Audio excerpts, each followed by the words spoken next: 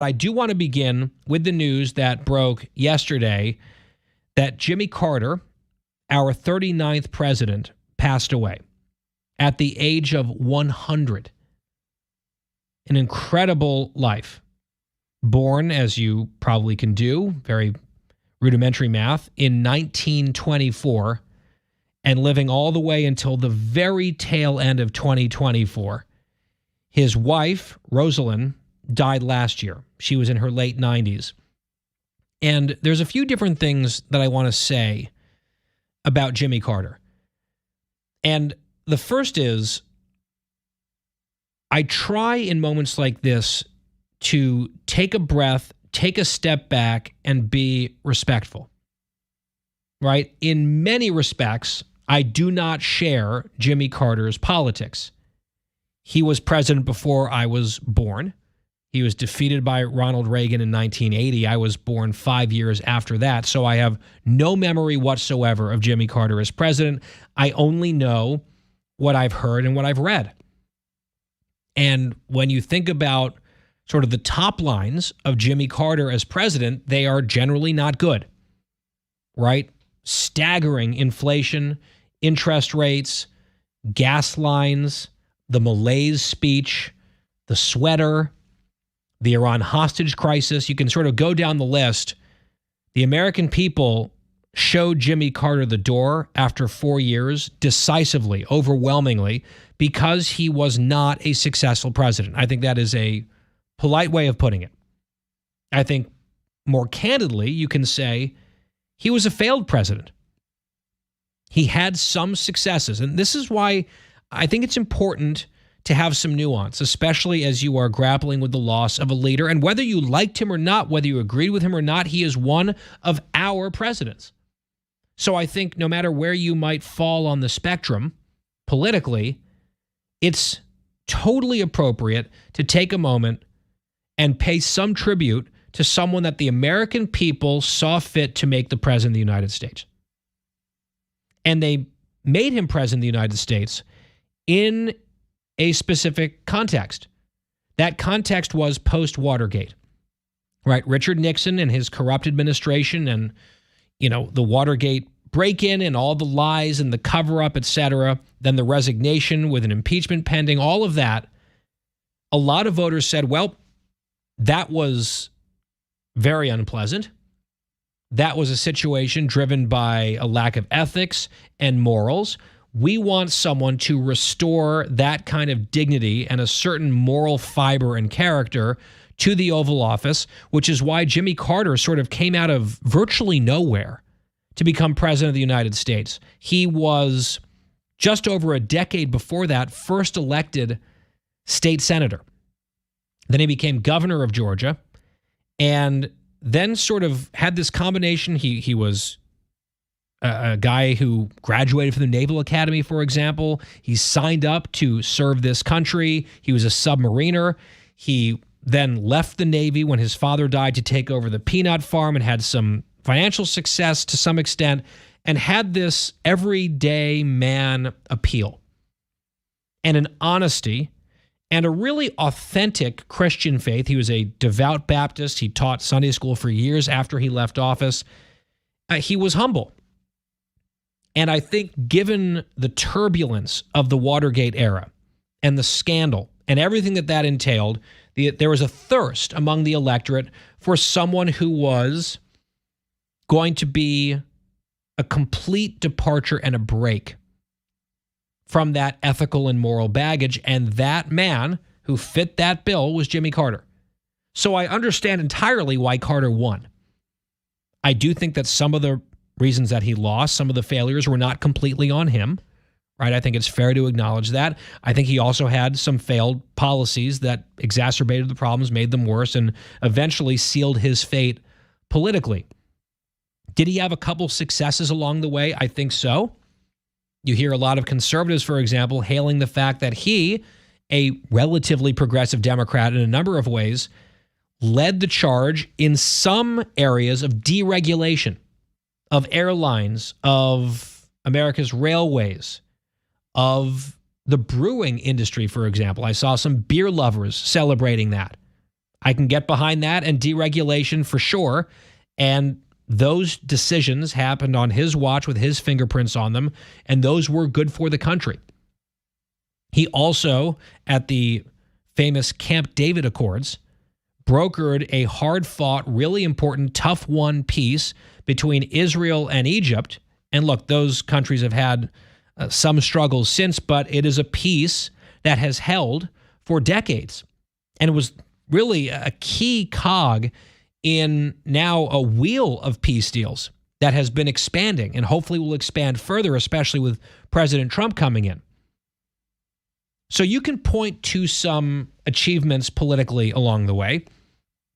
And then all the negatives, I think, really do speak for themselves.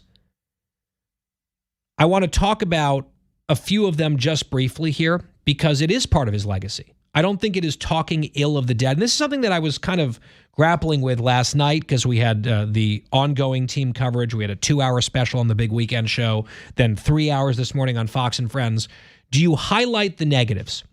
Do you accentuate the failures when you are just, hours removed from the announcement of this man's death? And I think you could do it in a way that's thoughtful, that isn't mean-spirited, but also reflects the reality of the Jimmy Carter presidency. A lot of people were really suffering under his presidency. Ronald Reagan, and I'm going to paraphrase this, had the famous line that resonated with a ton of people, not just the "Are you better off today than you were 4 years ago," which was a campaign refrain that worked very well for Reagan because the people said, no, we're not better off, and they made a change. In the Reagan Revolution, he also said, Reagan did, during that 1980 campaign, a recession is when your neighbor loses his job. And the country did slide into recession under Jimmy Carter. So he said a recession is when your neighbor loses his job. A depression is when you lose your job. And a recovery is when Jimmy Carter loses his job. And that was a big applause line for the Republican. And it worked because the American people felt that malaise that Carter himself identified in that famous speech. And on top of all the economic problems facing the country and all those headwinds and all that economic pain, you then had the Iran hostage crisis. For 444 days, Americans were held hostage at the U.S. Embassy in Tehran. The Islamic Revolution took hold. Our embassy was stormed, and you had all those American hostages for well over a year held against their will.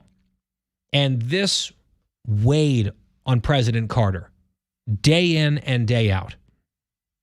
And if you read about that time period, it took a real toll on him, understandably.